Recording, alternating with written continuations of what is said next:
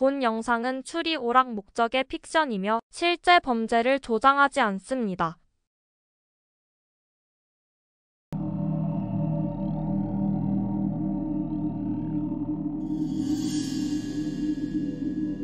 화려한 조명, 끝없이 이어지는 매장들, 발길이 끊이지 않는 사람들 사이에서 누군가의 마지막 숨결이 조용히 사라졌습니다.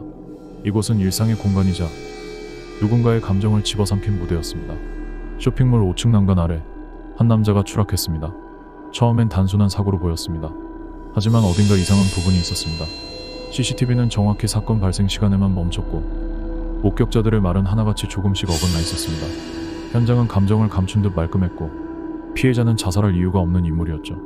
이 쇼핑몰 어딘가에 감춰진 의도가 숨어 있습니다. 그 진실을 향해 지금 저는 5층 난간을 바라보고 있습니다. 사건 당시 쇼핑몰 5층 난간에서 발생한 추락 사고는 처음엔 불의의 사고로 보였습니다. 하지만 현장을 조사한 결과 단순한 실족이 아닌 누군가의 의도가 개입되었음을 암시하는 여러 정황들이 드러났습니다.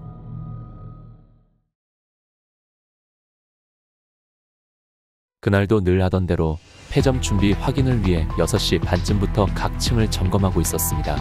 CCTV나 매장 마감 시간 체크는 제 업무 중 일부죠. 7시 40분쯤엔 5층 중앙 홀 쪽으로 이동했어요. 인테리어 공사 구역 근처에서 이상 소음이 있었단 보고가 있었거든요. 하지만 별다른 건 없었습니다. 그 후엔 보안팀과 간단한 미팅이 있었고 기록상 8시 10분엔 지하 1층 창고 쪽에서 직원들과 있었습니다. 제가 피해자분을 직접 본 건 한두 번 정도였어요. 상층부 관리 쪽과 연관은 있었지만 친분까진 없었죠. 그런데 저한테 왜 자꾸 질문하시는 거죠? 전 그 시간에 확실히 지하에 있었고 아무 일도 보지 못했습니다. 이건 그냥 불행한 사고 아닌가요? 네. 저는 사건 당일 7시부터 9시까지 매장에서 근무하고 있었습니다. 오후 교대 근무였고 그날은 특별히 매장 정리가 늦어져서 폐점 후에도 정산 작업이 좀 길어졌어요. 정확히 7시 50분쯤 마감 전 손님 한 분이 다투듯이 나가시는 걸 봤어요. 정확한 상황은 모르겠지만 쇼핑몰에서 소라는 드문 일이 아니니까요. 사고 말씀이시라면 네, 5층에서 떨어졌다는 거 들었어요. 무서운 일이죠. 그쪽은 저희 매장 위치와 좀 떨어져 있어서 정확한 소리는 듣지 못했습니다. 피해자요. 저랑은 아무런 관련이 없습니다. 정말이에요. 매장을 지키는 것 외엔 그날 한 일도 없고요. 괜히 오해 사는 건 원치 않아요. 아버지와는 연락을 자주 하진 않았어요. 어릴 적부터 바쁘신 분이었고 특별한 감정도 없었죠. 그날 우연히 이 쇼핑몰에서 마주쳤어요. 그도 마침 일이 끝났다고 하시더군요. 그래서 같이 커피를 마시기로 했어요. 대화는 무난했어요. 예전보다 훨씬 부드러워진 인상이었고 뭐랄까 늦게나마 관계를 회복하고 싶다는 느낌도 받았어요. 전 그냥 어색하지 않게 대하려고 노력했죠. 7시 반쯤 카페를 나와서 저는 잠깐 화장실에 다녀왔어요. 그리고 아버지는 서점에 들렀다 가겠다고 하셔서 따로 흩어졌죠. 8시쯤엔 지하 푸드코트에서 친구를 만나기로 되어 있어서 그쪽으로 향했고요. 솔직히 전 그 사고가 일어난 줄도 몰랐어요. 사실 아버지와의 관계를 좋게 기억하진 않지만 그렇다고 제가 왜 그런 짓을 하겠어요. 이건 그냥 안타까운 사고 같아요. 나는 그날 그냥 영화관에서 시간을 보내고 있었어. 요즘 이런 쇼핑몰에 잘 오지는 않지만 그날따라 기분이 꺼림칙해서 혼자 영화 한 편 보고 싶었지. 8시쯤엔 매점에서 콜라를 샀고 영수증도 있을 거야. 상영관 들어가기 전까지는 밖에서 좀 서성였는데 사람들이 웅성대기 시작하더고 난 사고가 일어난 줄은 꿈에도 몰랐어. 피해자? 그 사람 오래전 알고 지냈지만 요즘은 아무 관련도 없었어. 물론 옛날에야 이런저런 일도 있었지. 하지만 지금 와서 내가 왜 그런 짓을 하겠소? 난 그날 그 자리에 없었어. 괜한 의심은 접어두시오. 4명의 용의자. 그들의 진술은 겉보기엔 평범했지만 안쪽을 들여다보면 분명히 무언가를 감추고 있었습니다. 첫 번째 용의자, 쇼핑몰 경영실 실장 토마스 헤일. 그는 사건 당일 6시 반부터 쇼핑몰 각 층을 점검 중이었다고 진술했습니다. 특히 7시 40분경 5층 중앙홀을 지나쳤다는 말은 사건 발생 시간과 정확히 겹칩니다. 하지만 정작 본인은 이건 그저 불행한 사고일 뿐이라며 성급한 결론을 내리고 있었죠.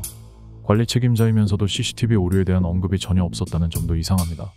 만약 피해자가 내부 관리상의 문제를 파헤치려 했다면 그로 인해 직책이나 입지가 위협받을 상황이었을지도 모릅니다. 자신의 책임을 덮고자 선수를 친 건 아닐까요? 두 번째 용의자 브랜드 매장 매니저 클레어 하버스. 그녀는 7시 50분경 한 손님이 다투듯 나갔다는 목격담을 진술했습니다. 하지만 그 상황에 대한 설명은 모호했고 본인의 행적은 정산 작업이 길어졌다는 말 외엔 별다른 증거가 없습니다. 게다가 그녀는 지나치게 방어적으로 저랑은 아무런 관련이 없다, 오해받고 싶지 않다는 말을 반복했죠. 스스로도 뭔가 두려워하고 있는 겁니다. 범행 동기를 생각해보면 피해자가 인사나 매장 구조 조정에 영향을 줄 수 있는 상층부 인물이었다면 그녀 입장에선 직업 안정성과 관련된 불안이 동기가 될 수 있었겠죠. 혹은 과거의 작은 마찰이 분노로 커졌을 가능성도 배제할 순 없습니다. 세 번째 용의자는 피해자의 딸 클레어 스톤입니다.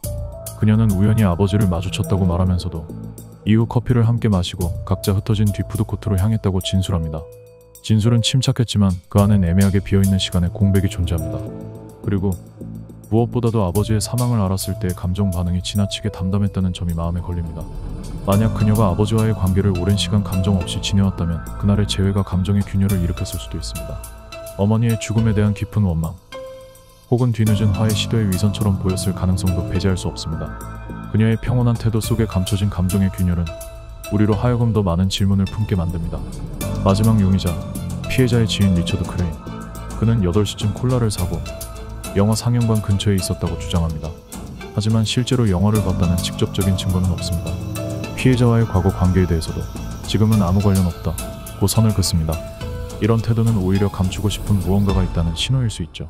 동기를 유추해본다면 과거 피해자에게 받은 상처 혹은 금전적 배신이 있을 가능성이 있습니다. 한때 가까웠기에 더욱 치명적인 복수심을 품었을 수도 있고요. 이제 중요한 건 누가 이 모든 불일치의 무게를 감당하지 못했는가입니다. 그리고 그 답은 조금씩 진실을 향해 다가오고 있었습니다. 자살로 보였던 이 사건은 단서들을 면밀히 분석한 결과 그 이면에 감춰진 누군가의 의도를 드러내고 있습니다. 먼저 첫 번째 단서는 바로 난간 위의 미세한 손자국입니다. 이 손자국은 단순히 균형을 잃어난 흔적이 아니었습니다. 오히려 손바닥의 힘으로 타인을 밀어내는 방향성이 분명히 드러났죠. 그리고 위치 또한 일반적인 비틀거림으로는 도달하기 어려운 지점이었습니다. 무엇보다 주목할 점은 이 자국의 형태입니다. 작고 가늘며 여성의 손 크기와 유사한 특징을 지녔습니다. 이것은 피해자가 누군가에게 밀쳐졌음을 강하게 시사합니다.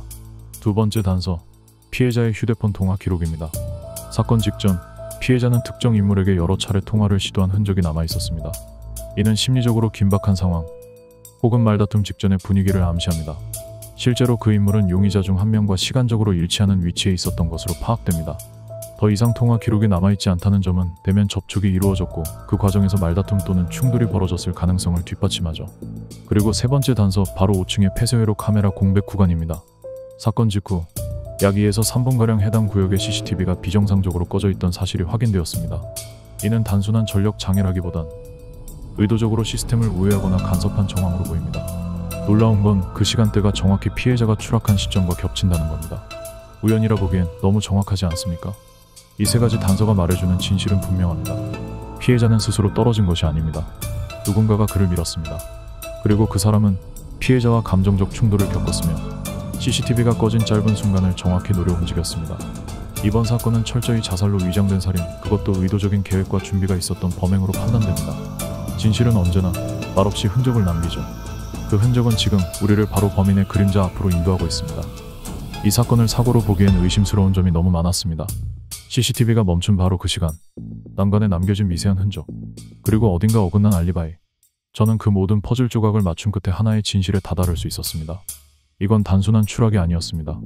피해자의 딸 클레어 스톤, 그녀의 손이 아버지를 5층 난간 아래로 밀어버린 것이었습니다. 어릴 적 아버지는 늘 바빴어요. 회의, 출장, 골프 약속, 그 모든 것들 속에 우리 가족은 늘 뒷전이었죠. 엄마가 병들었을 때도 그는 쇼핑몰 확장 계획에 더 관심을 가졌습니다. 병원에 오지 않았어요. 엄마가 마지막으로 제 이름을 불렀을 때 아버지는 그 자리에 없었어요. 그날 쇼핑몰에서 마주쳤을 땐 순간 흔들렸어요. 아버지는 웃으며 커피를 마시자고 했고 저는 어쩌면, 정말 어쩌면 모든 걸 잊을 수 있을지도 모른다고 생각했어요. 하지만 그 사람은 아무것도 변하지 않았어요. 그 모든 시간을 상처를 아무 일도 아니었다는 듯 행동했어요. 전 그냥 그를 멈추고 싶었어요. 엄마가 죽어가던 그 순간 아버지가 얼마나 무심했는지를 단 한 번이라도 그가 느끼게 만들고 싶었어요. 그래서 밀었어요. 그 순간 제가 했다는 걸 알고 있었어요. 그리고 후회하지 않아요. 복수라고요? 아니요. 그건 단지 너무 오래 미뤄졌던 정리였어요. 쇼핑몰이라는 일상의 공간. 그러나 그날 5층에서 벌어진 일은 결코 일상적이지 않았습니다. 사랑받지 못한 딸, 책임을 져버린 아버지, 오래된 무관심과 침묵이 만든 끝맺음이었죠. 복수란 때로는 고통의 무게를 넘기 위한 마지막 선택이 됩니다. 그 선택은 결국 또 다른 파괴만을 남깁니다.